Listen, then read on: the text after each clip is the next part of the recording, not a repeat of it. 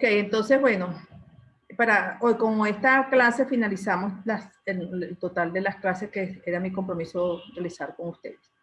Ya elaboramos ya tenemos seleccionado ver el tipo de investigación, el tipo de diseño, ya trabajamos tenemos la población, la muestra, ya tenemos elaborado nuestro instrumento de recolección de datos y entonces se va a proceder a la recolección de esa información. En la etapa de recolección de datos, ¿verdad? Ya les decía que ese instrumento se elabora a partir de los indicadores de cuadra variable y ese instrumento se le aplica validez y confiabilidad y por supuesto lo aplicamos. Entonces, ¿cuál es el procedimiento para recolección de datos? Dice la recolección de datos contiene varias técnicas que pueden ser aplicadas en distintas situaciones, las cuales se pueden llevar a cabo por medio de entrevistas, cuestionarios, fichas de recolección de datos y observación, que eso ya lo vimos en la clase pasada. Entonces, el procedimiento de recolección de datos, en el caso de ustedes, es una parte de gran importancia. Es donde ya viene el trabajo específico de ustedes, porque todo lo demás que han hecho anteriormente en cuanto a planteamiento de problemas, ¿cómo se llama? Antecedentes de investigación, justificación, bases teóricas, ha sido copiado. Es copiado de otros autores. Mientras que ya cuando ustedes comienzan a recolectar la información, y ahí es donde viene el trabajo de ustedes como investigadores. Por eso es que es importantísimo aquí que tengan un instrumento bien elaborado para que ustedes permitan recolectar toda la información. Y tener, si ustedes con lo que es lo que van a trabajar, si es que van a trabajar con medicamentos, si es que van a trabajar con algún equipo que van a requerir, entonces esa parte es indispensable, ¿no? Aquí en esta parte tienen ustedes que detallar, muchachos, detallar todo desde el primer momento que el paciente les llega. Tienen que comenzar a detallar todos los pasos que van a dar. Primero, señalar todos los materiales con los que van a trabajar. Materiales y equipos, ¿no? Medicamentos, equipos a utilizar. En cuanto a los equipos, tienen que indicar tipo, marca, serial de cada uno de ellos. Con todos esos equipos, hacer una lista, un listado de todo, minuciosamente, que no se les escape nada. Y esa es toda la parte de materiales que deben utilizar. Recuerden que todos estos pasos, todos estos pasos, vamos a decir así, están en el reglamento. Ahí aparecen todos los subtítulos y todo eso que ustedes deben llenar deben aplicar en su investigación. Entonces, igual en los medicamentos es indispensable señalar el tipo de esto y las dosis que van a utilizar. Todo eso es minucioso. De hecho, esto es larguísimo. Es decir, si es un estudio cuasi experimental, es bastante largo porque van a utilizar equipos, van a utilizar materiales, todo. Si van a utilizar sondas, si van a utilizar inyectadoras, de qué tipo, de qué tamaño, todo eso. ¿Cuántas dosis van a utilizar en cada paciente? Todo eso deben ustedes detallarlo. Es decir, ustedes tienen que, desde el primer momento que el paciente llega, ustedes le hacen el examen, a partir de ahí comienza el proceso de recolección de datos. Y eso todo deben registrarlo, todo detalladamente. Entonces, recuerden que primero vamos a hacer el proceso de recolección de datos. Y luego viene el procesamiento de esa información. Esa información, ya que ustedes recogen la información, ya tienen toda la información, entonces la van a procesar, la van a clasificar, ¿no? Porque eso les va a permitir hacer su análisis posterior. Entonces, ustedes tienen que ya comenzar a manejar la parte de estadística, cómo la aplicaron, cuántos pacientes hubo, cuántos presentaron fiebre, cuántos presentaron dolor, qué tipo, todo eso, cuánto fue esa intensidad del dolor, si es que estaban midiendo eso. Todas esas cuestiones tienen ustedes que irla registrando todo detalladamente, porque eso a ustedes les va a permitir entonces elaborar sus cuadros estadísticos o sus tablas estadísticas, sacar sus promedios y elaborar, si ahorita no se utilizan mucho los gráficos, siempre se está trabajando, ya se los he dicho anteriormente, se está trabajando con las tablas, que son mejores para ustedes hacer su presentación. Entonces, ustedes ya procesaron su información, elaboraron su estadística, si es un estudio de tipo descriptivo, su estadística descriptiva, si es un estudio de tipo estudio correlacional, tienen ya que aplicar estadística inferencial, ya tienen que pensar en los intervalos de clase. Bueno, intervalos de clase tienen que hacerlos con todos los edades, pero ustedes tienen que pensar en aplicar la P, aplicar todos aquellos aspectos estadísticos que se necesitan, ¿no? Entonces, y eso tienen que hacerlo basándose siempre, revisando si están cumpliendo con los objetivos específicos, con las dimensiones y con los indicadores, ¿no? Esas tablas deben ser enumeradas. El título de las tablas debe ser lo más claro posible. No tiene que ser inmenso, a veces le ponen unos títulos gigantes, no. Pero que la tabla, cuando tú leas la tabla te va a indicar, vas a ver fácilmente qué es el contenido de esas estadísticas que tú vas a tener allí, ¿no? Entonces, esas tablas, y esa tabla debe llevar fuente, de dónde extrajeron esa información.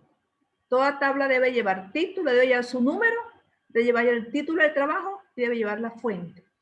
Todo igual cuando ustedes van a presentar unas ilustraciones, unos gráficos, siempre debe llevar fuente. ¿De dónde extrajeron ustedes esa información? Recuerden eso, un dicho, toda tabla lleva fuente. ¿De dónde se extrajo la información? Tengo esas tablas elaboradas y luego voy a analizarlas. Voy a analizar esa información. Voy a ver cómo se han comportado esos datos, ¿no? Voy a ver cuál fue el porcentaje más alto, cuál es el más bajo, por qué. Entonces hago ese análisis de los datos. Ese análisis de esos resultados hay que hacerlo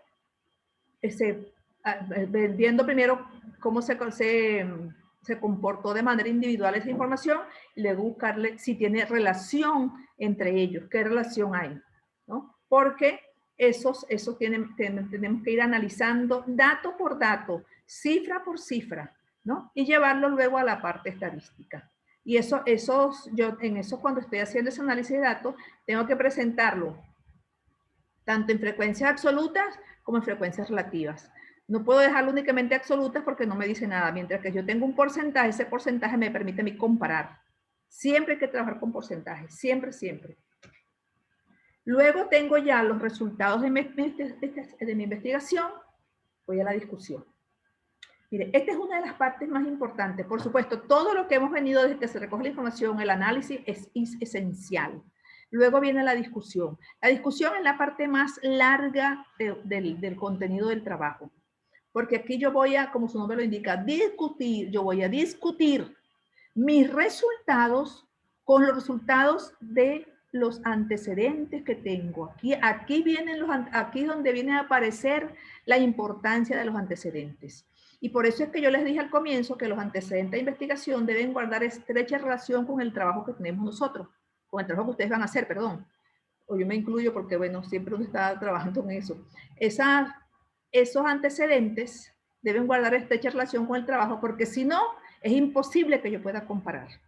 Entonces yo voy a comparar los resultados de mi investigación con los resultados de otras investigaciones para ver si hay similitudes, si hay diferencias, y luego me apoyo en las bases teóricas. Ponte tú que hubo diferencias, entonces, bueno, yo voy a ver las bases teóricas, a ver qué decían las bases teóricas con respecto a este punto que yo estoy analizando. Entonces digo, bueno, según plantea fulano, y tengo que irlos mencionando, este estudio corresponde, este resultado se corresponde con el estudio de, mencionó López, realizado en Nicaragua, donde se obtuvo que, y señalo la parte de ellos, señalo que obtuvieron ellos y señalo lo mío. Que hubo diferencias, bueno, señalar que hay diferencias. Y luego buscar las bases teóricas según el autor tal y menciono qué es lo que hace así. Entonces ahí tengo que hacer eso. Son resultados que se confrontan con antecedentes y nos apoyamos en las bases teóricas. Recuerden eso. La doctora Laura, que es la coordinadora de posgrado, ella es muy exigente en esta parte de la discusión, porque a veces hace una discusión de una página, 2 páginas, no, una discusión tiene que ser 6, 7 páginas, 8 páginas, para que pueda, porque ese es el soporte del trabajo, ahí donde estás tú demostrando que tú hiciste tu trabajo y que tú comparaste con tus antecedentes. Esta discusión es fundamental, porque de esta discusión, del análisis de los resultados y de la discusión, es donde yo puedo ir a las conclusiones. El resultado, la discusión, y a partir de allí entonces yo saco mis conclusiones. Cuando yo voy a revisar las conclusiones, ahí tengo que basarme, tengo que recordar mis objetivos. ¿Por qué? Porque las conclusiones tienen que hacerse de acuerdo a los objetivos que yo me planteé, ¿no? Dice aquí, estos constituyen la sección final del trabajo y se centran en dar respuesta a la formulación del problema y, por supuesto, a los objetivos. La formulación del problema son las preguntas que se hacen y en las preguntas, pues, se responden con los objetivos. Entonces, al momento de elaborarla, se presentarán de acuerdo a los objetivos específicos, ¿ves? O en orden de importancia, pero generalmente se presentan de acuerdo en orden de los objetivos específicos. ¿Qué pasó? Ojo, muchachos, con esto una cuestión. En las conclusiones no van cifras. Entonces son conclusiones. A veces le vuelven a colocar los porcentajes, los resultados no. Las conclusiones no llevan cifras y son precisas y sintetizadas. Responder. El objetivo era identificar manifestaciones clínicas, no sé qué más. Bueno, las manifestaciones clínicas que se presentaron en estas fueron esta y esta. Sin mencionar, claro, tengo que mencionarla en orden de importancia de acuerdo a los resultados que tuve en las cifras. Entonces, basándome en esos resultados de las cifras que tengo allí, entonces yo voy a hacer mis objetivos, ¿no? Y entonces, además de eso, bueno, deben presentarse con esos objetivos, de acuerdo a los objetivos específicos, y si hay algún dato relevante que se presentó y que no estaba contemplado ahí, perfectamente lo puedo también incluir allí. Si fue algún hallazgo, por ejemplo. Hay algún hallazgo y lo puedo mencionar en las conclusiones. Bueno, se obtuvo, además de esto, se encontró y menciono allí. Y siempre todo eso, recuerden que va en tercera persona del singular. Con respecto, y después que yo tengo mis conclusiones, ya he elaborado mis conclusiones, ya estoy finalizando, entonces simplemente me quedan las recomendaciones. Estas recomendaciones surgen luego de ser analizados los resultados de investigación, ¿no? Y se corresponden a la realidad concreta que se genera. Esas recomendaciones tienen que ser direccionadas. ¿Qué significa eso? Se sugiere, siempre debemos poner, se sugiere, porque no podemos establecer, no, porque nosotros no estamos estableciendo, tenemos que sugerir, proponer, formular de manera muy sutil. Si hay algún problema de un servicio, entonces, bueno, se sugiere al jefe del servicio o se sugiere al jefe del departamento, se propone a la coordinación, a los especialistas, ¿no? Siempre hacer las sugerencias, pero es importante que sean direccionadas y otra es que sean factibles de realizar, porque a veces hacen unas propuestas que no están en manos de la dirección del hospital, a veces ni en manos, sino en manos del ministro. Entonces, eso no va a llegar al ministro. Entonces, las soluciones que ustedes propongan, las recomendaciones que ustedes hagan, que sean factibles, que sean manejables por el equipo del departamento, por ejemplo, por lo menos, aunque sea del servicio, pero que sean realizables, que que se puedan cumplir con esto. Bueno, muchachos, con esto finalizamos las clases.